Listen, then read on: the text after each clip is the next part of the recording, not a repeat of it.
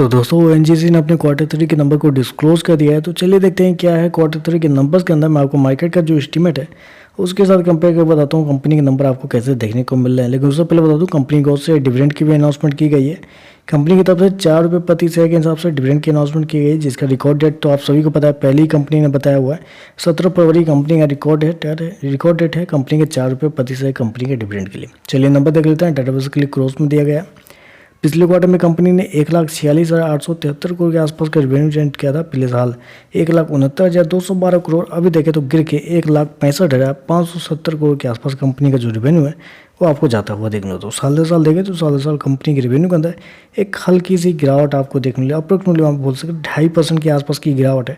तो कंपनी का रेवेन्यू साल दर साल देखें तो 2.5 से 3% आपको गिरता हुआ देखने को मिला है। जबकि क्वार्टर जाते हैं तो क्वार्टर कंपनी के रेवेन्यू के अंदर एक अच्छी खासी तेजी आपको देखने को, अप्रोक्सीमेटली 14% के आसपास का जंप आपको देखने को मिला। मैं आपको बता दूं कंपनी ने रेवेन्यू तो 1,65,570 करोड़ के आसपास का जनरेट किया। मार्केट की जो एक्सपेक्टेशन थी कंपनी के रेवेन्यू को लेकर वो कंपनी के स्टैंड लोन रिजल्ट के ऊपर है। तो मैं आपको वीडियो के लास्ट में बताऊँगा कि क्या कंपनी के जो मार्केट एस्टिमेट है आपको देखने को मिल रहा है।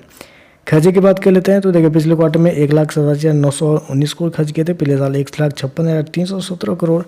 अभी देखें तो कंपनी खर्चे 1,55,183 करोड़ के आसपास आपको देखने को मिले। तो कंपनी के खर्चे देखें तो कंपनी के खर्चे भी थोड़े से आपको ज़्यादा देखने को मिले, क्योंकि साल दर साल देखें तो कंपनी का रेवेन्यू 2.5 से 3% गिरता हुआ देखने को मिल रहा है। लेकिन जब खर्चे देखने के लिए जाते हैं तो कंपनी के खर्चे जो है वो 1% के आसपास ही आपको कम होता हुआ देखने को मिल रहा है। चलिए कंपनी के प्रॉफिट क्या है वो देख लेते हैं। तो देखिए पिछले क्वार्टर में कंपनी का प्रॉफिट 16,553 करोड़ के आसपास। पिछले साल 11,665 करोड़।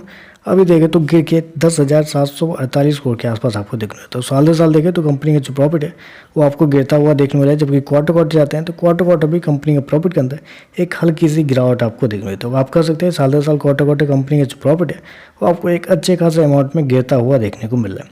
ईपीएस की बात कर लेते हैं तो देखिए पिछले क्वार्टर में कंपनी का ईपीएस 10.92 के आसपास। पिछले साल 9.13। अभी देखें तो गिर के 8.23 के आसपास। तो कंपनी का ईपीएस भी आपको साल दर साल क्वार्टर गिरता हुआ देखने को मिला। चलिए कंपनी का स्टैंडअलोन रिजल्ट देखते हैं। मार्केट का जो एस्टीमेट है वो देख लेते हैं। स्टैंडअलोन रिजल्ट जब देखते हैं तो आपको पता चलता है कि इस क्वार्टर में कंपनी का रेवेन्यू आया है 34,778 करोड़ के आसपास। जबकि मार्केट का उम्मीद था इस क्वार्टर में कंपनी के रेवेन्यू को लेकर वो था 35,388 करोड़ के आसपास। तो आप कह सकते हैं मार्केट का जितना उम्मीद था उससे कम ही कंपनी का जो रेवेन्यू है आपको देखने को मिला। 2% कम कंपनी का रेवेन्यू आपको देखने को मिला है।